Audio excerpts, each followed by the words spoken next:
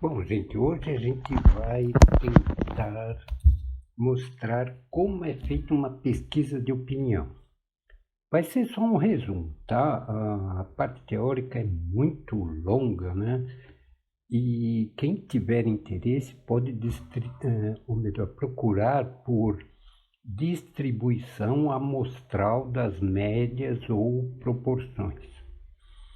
Quando a gente vai fazer uma pesquisa, a gente logo deve ter em mente qual a margem de erro máxima e o nível de confiança que eu quero, tá? O mais comum do nível de confiança é 95%, então a gente vai se ater só a esse número. E a margem de erro máxima, em geral, é 1%, 2% ou 3%. Tá? A primeira coisa que a gente tem que saber é o seguinte: quantas pessoas a gente terá que entrevistar? Tá? Isso daí é chamado tamanho da amostra. Se o nível de confiança que a gente quiser for 95%, a fórmula é a seguinte: o número de pessoas que a gente vai ter que entrevistar é 1 dividido pela margem de erro ao quadrado. Essa margem de erro ao quadrado é dada em números decimais, tá? Então, por exemplo, 3% é 0,03. Então, vamos dar uma olhada aqui numa tabelinha. Se a margem de erro for 3%, a gente vai ter que entrevistar 1.111 pessoas. Se a margem de erro for 2%, a gente, utilizando aquela fórmula lá, chegará à conclusão que a gente vai ter que entrevistar 2.500 pessoas.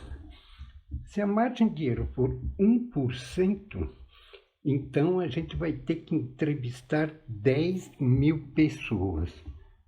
Como se pode ver, essa margem de erro de 1% praticamente é impraticável, né?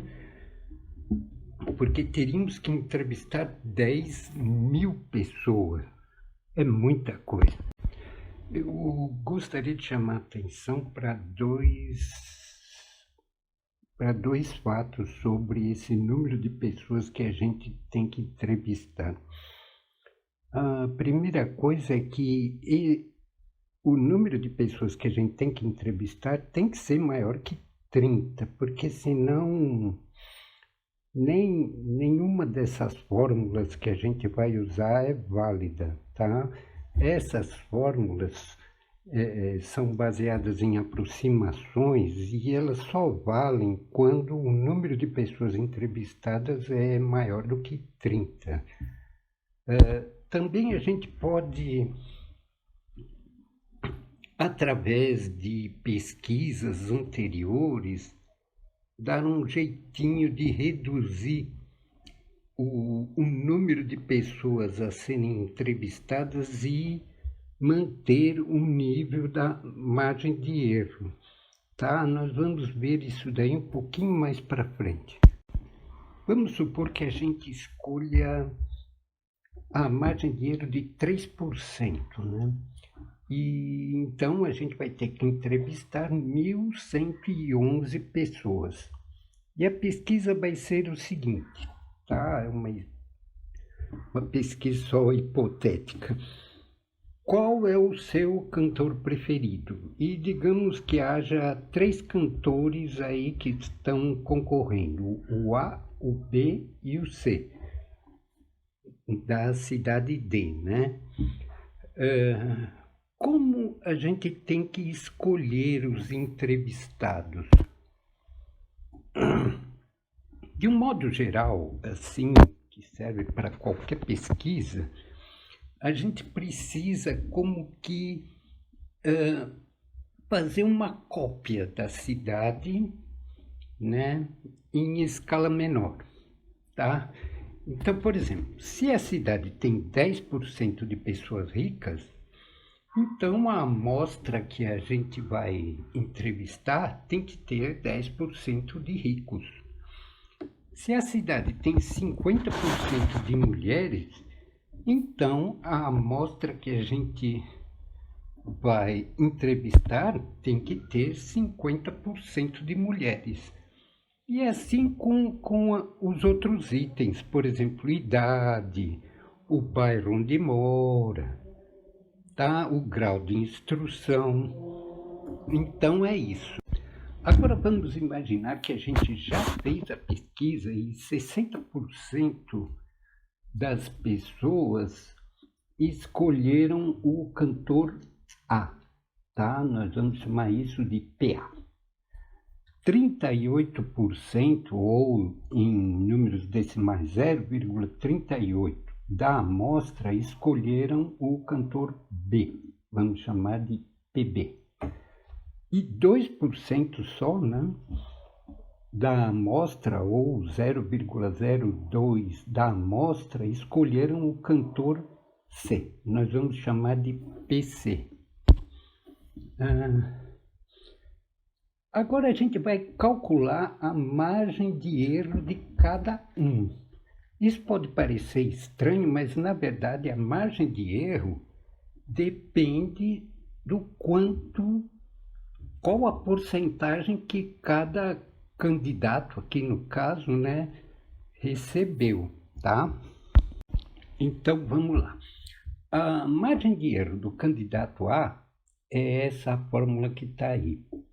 É 2 vezes a raiz quadrada de n, né, que é o tamanho da amostra, né, que no caso é 1111, vezes a porcentagem que o candidato A recebeu, vezes 1 menos a porcentagem que o candidato A recebeu, dividido pelo tamanho da amostra. Fazendo os cálculos, a gente vai chegar que a margem de erro do candidato A é 2,9%. Usando a mesma fórmula para o candidato B, nós vamos achar que a margem de erro do candidato B também dá em torno aí de 2,9%. O candidato C só tem 2%, né, de porcentagem, né? Então ele não pode ter uma margem de erro de 3%, senão ele ficaria negativo. Então o cálculo nos diz que a margem de erro para o candidato C é 0,8%.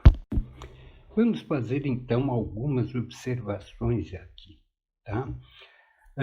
Vejam que as 3 margens de erro que a gente calculou, todas deram menor do que 3%, conforme a gente tinha previsto, né, ao escolhermos 1.111 pessoas, tá? A segunda observação é que a margem de erro, reforçando, né, a margem de erro é diferente para cada candidato. Mas geralmente, quando a gente vê assim, citado na mídia, né, ela é apresentada como sendo uma só para todos os candidatos. Isso deve facilitar, deve ser mais fácil o entendimento, mas não é verdade estatisticamente. Eu disse aqui, né, numa terceira observação, eu disse aqui que quando a gente quer um nível de confiança de 95% e uma margem de erro de 3%, a gente tem que entrevistar 1.111 pessoas, né? Mas, em geral, é usado um truque para quem for fazer a estatística, que é o seguinte: A margem de erro máxima só ocorre se um dos candidatos tiver exatamente 50% de porcentagem, tá? Das preferências. Se eu tiver feito uma pesquisa anterior e já souber, teoricamente, que ninguém terá exatamente 50% das preferências, eu posso entrevistar uma quantidade um pouquinho menor de pessoas que eu vou ainda manter a mesma margem de erro, né? E vou ter uma certa economia, né? Porque vou entrevistar menos pessoas. Por exemplo, se a gente já tivesse uma aproximação do resultado da nossa pesquisa aqui, a gente não precisaria ter entrevistado 1.111 pessoas.